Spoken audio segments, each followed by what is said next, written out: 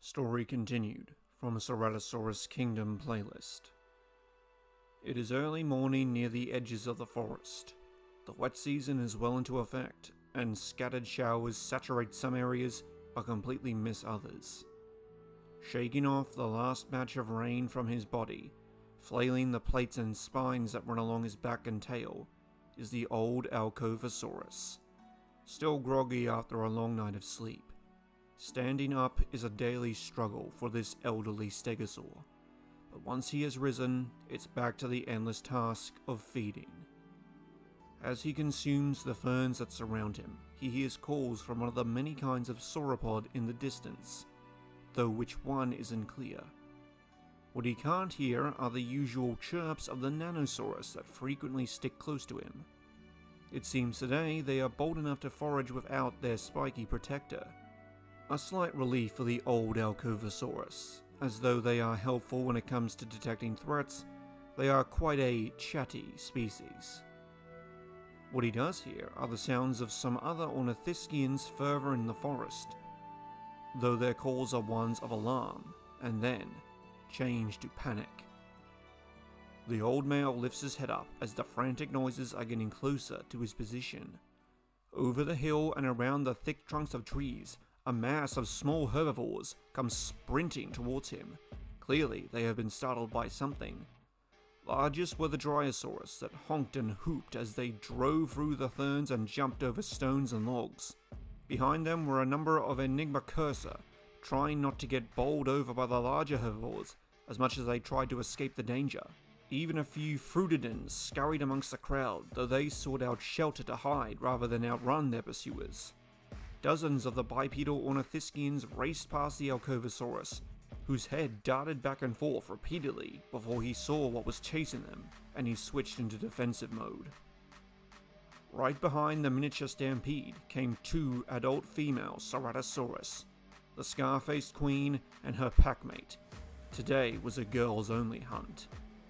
The carnivores were just keeping up at the back end of the mixed herd, and occasionally bit down but couldn't catch any of their terrified prey. The Alcovasaurus planted his feet and raised his tail, bearing the meter-long spines. He was ready to fight, though he knew that every day he grew weaker, and so even a minor bout could be his end. But as the last of the Drysaurus and Enigma Cursa darted around him, the Ceratosaurus gave him plenty of space, and they too ran past and pursued their quarry towards the more open sections of the forest. The old stegosaur breathed a sigh of relief and decided to find a new, safer area to graze. The chase continued on as dense forests gave way to more open fields, and the Ceratosaurus, though tired, didn't give up, as their hunt had led all species to a series of large rocks right at the edge of the fern prairie. The herbivores split into two groups, going around each side of the rocks, which slowed them down just enough for the smaller of the Ceratosaurus to lower her head and grab one of the Enigma Cursa by the tail. Caught in the tip of her jaws, the 1.5-meter dinosaur screeched and flailed its limbs, but couldn't escape. The scar-faced queen came up behind her and made a final lunge, but missed her target, almost crashing into the rocks as a result. The rest of the fleeing Enigma Cursa and Drysaurus were soon too far away from the Ceratosaurus, and so she gave up the hunt. The two had succeeded, as the Enigma Cursa wasn't for themselves. It was for the infants the smaller female had waiting for her back at the nest. Each turned to leave, when the rocks to their side began to move, not individually, but all at once. Because these weren't rocks. It was an animal. A single, enormous animal. What they thought was a tall cluster of stones was in fact the body. The scarred female looked to her left and saw a long muscular tail with a slender whip-like end. She looked to her right and saw a neck that was almost as long, lined with a row of spines along the top. The Titan began to rise from its slumber. Its four pillar-like legs lifted its massive body to its full height. The neck and tail lengthened to over 40 meters, dwarfing the 6-meter predators that stood motionless in its shadow, stunned into inaction from being so close to something so immense. From the end of the neck, a small head turned to examine what had disturbed its rest. The herbivores from the stampede were long gone, only these creatures remained. The head moved towards them, while the rest of the body remained still, and the two female Ceratosaurus, one still with the Enigma cursor in her jaws, began to shift as the sauropod's gaze fell on them. They saw the neck expand as air was drawn in through the nostrils, filling massive lungs and the internal air sacs that lined its spine. Then the enormous creature let out a noise that was part trumpet, part bellow, but that the Ceratosaurus was simply terrifying. As the noise and spittle hit them, they broke from their trance and ran for the safety of the forest. They were so frightened that neither cared when the wounded Enigma cursor was dropped to the ground and scurried into the foliage, escaping its fate. The medium-sized predators fled back the way they came, and the sauropod's anger gradually faded. This is Barosaurus, one of the largest animals on the planet both now and in all of Earth's history. Though they usually sleep standing up, this male has been nursing an injured forelimb, and so was resting peacefully till what were the equivalent of insects bustled around him and over his head. Now wide awake, the massive sauropod shakes off the rain and various foliage that has accumulated along his huge frame. He then tests his injured leg, still sore but good enough to walk on. Looking out over the vast lowland, he sees the reason that he has come to this area. A herd of female Barosaurus are moving and feeding steadily across the region. He has been waiting for them for a few days, and now that they have arrived, he begins to display. The male rises up onto his back legs and straightens out his neck and tail. Then he holds his position for as long as possible while making low rumbling noises, tuned specifically to attract females. Despite being hundreds of meters away, the members of the herd do look in his direction, judging his size, strength, and how long he can hold his pose. Eventually, the male does come crashing back down to earth, the impact shaking the ground and hurting his injured limb. But after taking a breather, he is soon back to rearing up and displaying for his audience. No doubt they have seen other males do the same on their journey, and will see many more. Each female will likely mate with multiple males throughout the breeding season. However, the strongest males will get the most mates, having a far higher chance of passing on their genes. By the end of it all, the males will be exhausted and near starving, as hours of courtship are hours not feeding their giant and eternally hungry bodies.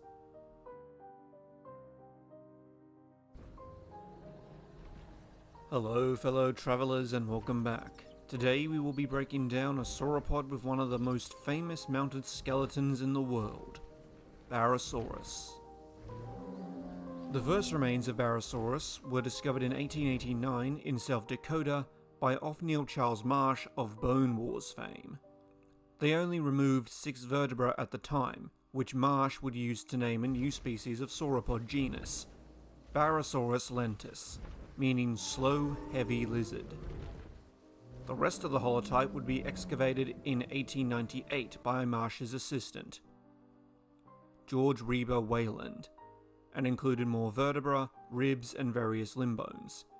In 1912, another specimen would be found in Utah, consisting of 4 massive vertebrae, and it wasn't until 1919 that Barosaurus would receive a proper, full scientific description. In 1923, the most complete skeleton of this genus was found in Utah. This individual was mostly complete, and remains of the skeleton were distributed across the US to various institutions.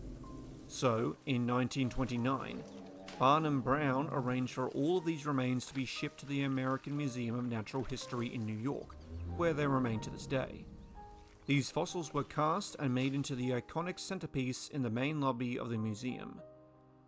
Overall, Barosaurus remains have been found in Colorado, Utah, South Dakota, and eastern Wyoming, all belonging to the Morrison Formation, meaning it lived during the late Jurassic between 152 to 150 million years ago.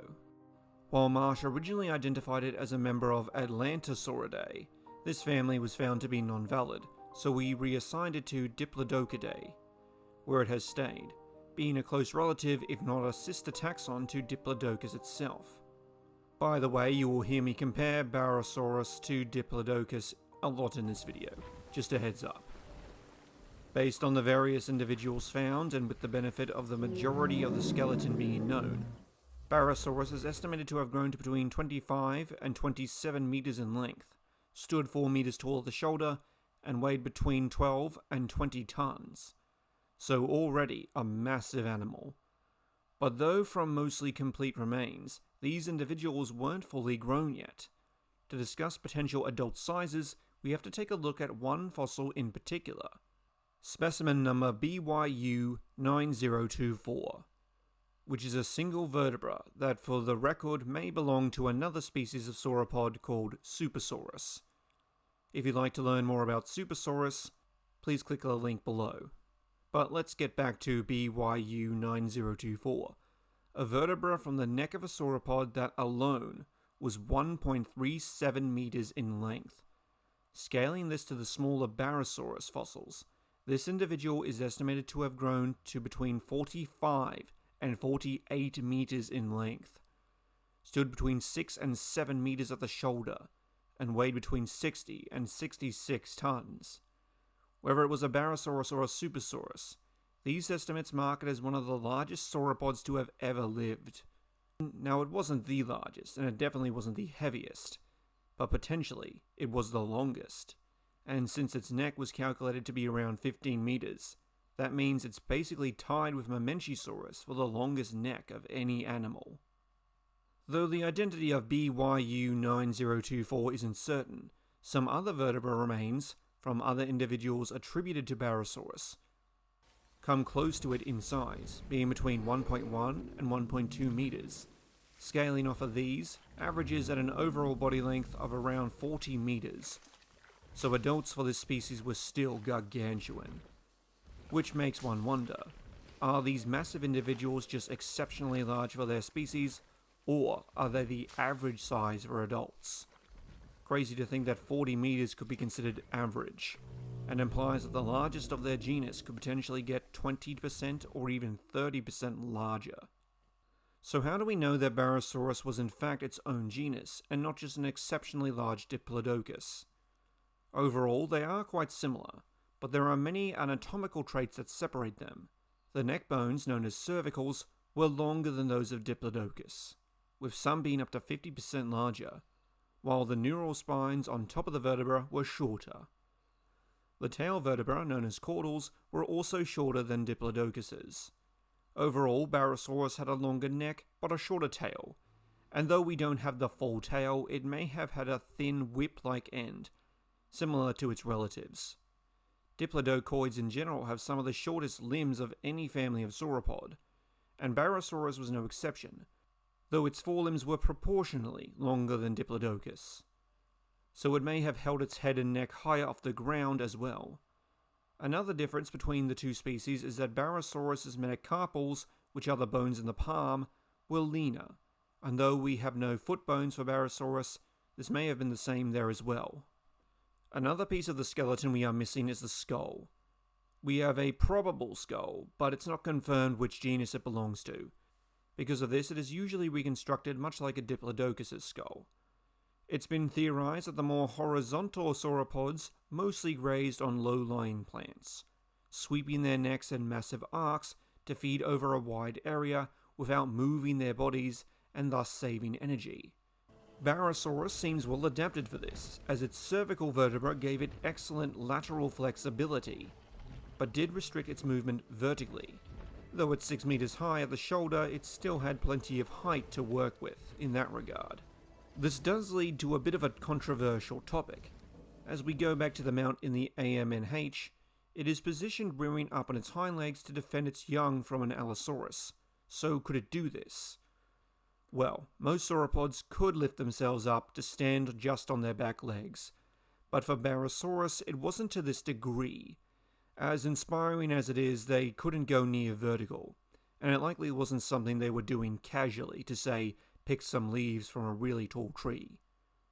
Fun fact, that juvenile it's defending actually turned out to be a different genus of diplodocoid, Catodocus, a much smaller relative of Barosaurus. You can see other Barosaurus mounts in the Natural History Museum of Utah and the Royal Ontario Museum, which happens to be the largest mount in Canada. Despite being part of one of the world's most famous displays, Barosaurus isn't very well known amongst the general public, despite its possible records of longest neck, longest animal, and one of the largest terrestrial animals to have ever lived. It was so large it dwarfed even other massive sauropods that it lived alongside, even the famous Brachiosaurus. Though the truly giant 45-meter individuals were likely quite rare to see at any given time, and the likelihood of making it to adult size was astronomically small for every one of them that hatched. They still would have likely shaped the landscape wherever even a single Barosaurus roamed. Species like these were so large it's difficult to truly understand some parts of their anatomy, like how they pump blood around their whole body, how much they needed to eat and drink every day, or how they could take in enough breath through such a small head to fuel themselves. All discussions for another day, I suppose. But what do you think of Barosaurus? And for my question of the week, Barosaurus had a longer neck but a shorter tail than Diplodocus. Which of these two builds do you think is better for a sauropod to have? What lesser-known dinosaur would you like me to do a breakdown on next? Until then, please like, share, subscribe, and thank you for watching.